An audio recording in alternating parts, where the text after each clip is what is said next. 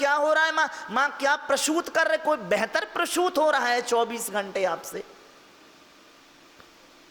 आपके बाबूजी 24 घंटे के जो व्यवहार हैं, ठीक से आप खुद ही विश्लेषण करो तो बे खुद ही आप उन्हें पुरस्कृत न कर पाओ। चलिए एक और कहता हूं मैं। एक आज रिजल्ट आउट हुआ एक लड़के का, तो पिताजी ने मार्कशीट देखी और चप्पल निकाल ली। हिंदी 35 नंबर, अंग्रेजी 30 नंबर, समाज शास्त्र 33 नंबर, और चप्पल को पकड़ने को ही थे कि लड़का कहता पिताजी ठीक से देखो आप ही की है जी। किसकी है माँ? तो बाबूजी आप देखिए जिस तरह के रोजमर्रा के व्यवहार मेरे से प्रसूत हो रहे हैं, क्या वह किसी विशेष पुरस्कार के योग्य हैं? हमारे खुद की नजरों में वो पुरस्कार के योग्य नहीं है माँ। और क्यों नहीं है?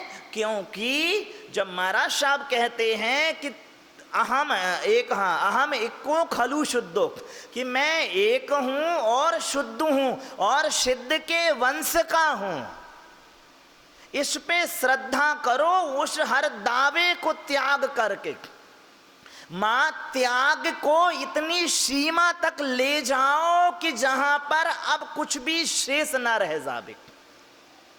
भगवान से गौतम पूछते हैं कि भगवान आपने क्या छोड़ा कि महावीर हुए? तो भगवान कहते हैं गौतम जो मेरा नहीं था। क्या छोड़ा बाबूजी? देखिए जो मेरा है उसे आप चाह के भी ना छोड़ पाओगे, और जो आपका नहीं है उसे तुम चाह के पकड़ भी ना पाओगे। बिल्कुल वैसे ही जैसे आपके दादा के दावे असफल हुए पकड़ने के, और आपके पिता के भी दावे असफल हुए, अंततः वो तिजोरी की चाबी आपके हाथ तब आई जब पिताजी मरे या दादाजी मरे। हालांकि वो इस ढंग से जी रहे थे कि ये मेरा है, और आप भी नहीं सोच पाते हो कि अपने मरने के बाद कितने पुत्र और पुत्रियां और पुत्र वधुएं तो इन दुआओं से भरे रहते हैं कि तुम जल्दी मरो। तो अधिकार, और ऐसा क्यों होता है? क्योंकि बाबूजी जो मुझे मेरे पर मेरा दावा करना था, मैं अपने अलावा सब पे दावा करता हूं। ठीक, आखिरी बात है, पूज्य क्षमा सागर महाराज साहब कहा करते थे, देखिए माँ आप 24 घंटे में अलग अलग भूमिकाओं और दावों के साथ जीती हैं। माँ की भूमिका होती है तो तत्संबंधी व्यवहार भी ध्वनित होते हैं आपसे। माँ की, पिता की, दुकानदार की, बहन की, पुत्री की, हर भूमिका में जब आप रहती हो तो भूमिका सापेक्ष व्यवहार ध्वनित होते हैं कि नहीं होते हैं? ये बुरा नहीं है क्योंकि उन भूमिकाओं में हूं मैं एक अर्थ में, लेकिन एक भूमिका में जो मेरी है वो तत्संबंधी आचरण ध्वनित नहीं होते हैं, और वो ये है कि मैं भगवान हूं। जितना ये दावा करना कि मैं माँ हूं या पिता हूं या पुत्र हूं या पुत्री हूं या दुकानदार हूं या भाई हूं, दावा करते हो कि नहीं करते हो? तो उस संबंधी व्यवहार भी करते हो, थोड़ी देर ही सही, तो मैं भगवान हूं इस संबंधी तो दावा करो कि नहीं करो?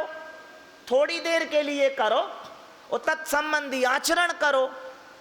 ठीक है कि नहीं है? अब ब्रह्मास्त्र ये है कि कोई तुम्हें गाली दे जाए तो तत्संबंधी सोचो मैं भगवान हूं।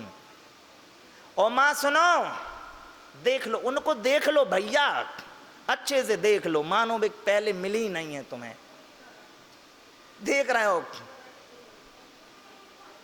मां सुनो, जिस बात का भी आपको बुरा लगे, जब भी बुरा लगे कुछ भी चीज पे, तुरंत कोई गाली दे, कुछ भी कर दे या अपहरण हो जाए, मतलब पैसे इत्यादि का, तो जब भी ऐसा कुछ होवे, दुकान में नुकसान हो जावे, समाज में अपमान हो जावे, तुरंत सोच लो कि मैं भगवान हूं। ठीक, एक बात।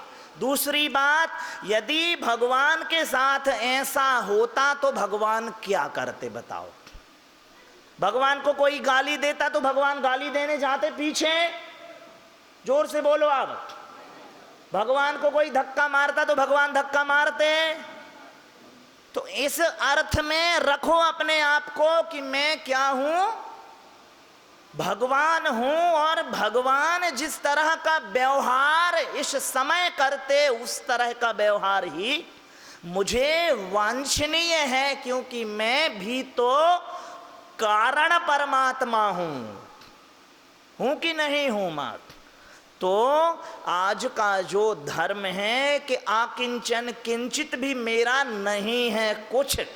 क्यों नहीं है? क्योंकि जब मेरा विराट जो मैं खुद हूं वह मेरा हो गया हूं, तो ये क्षुद्र जो हैं और अविश्वसनीय ये तो मेरे रहेंगे ही नहीं। आखिरी बात, एक कवि ने लिखा हुआ है कि हमारे और तुम्हारे दोनों के प्रेम में कमी रह गई। क्या?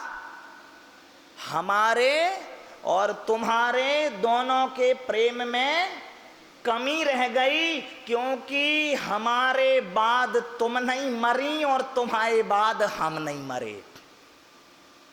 और दावा किस तरह के थे कि तुम ना मिलोगे तो हम मर जाएंगे। मरे बाबूजी कोई? तो इनका विश्वास न करो आप और न इनका करो। ठीक है कि नहीं है? जे लकड़िया भी फूकने जाएंगे तो पंडित कहेगा भैया फोन तो धर दो, विदा भी ठीक से ही कर दो, आखिरी विदा है।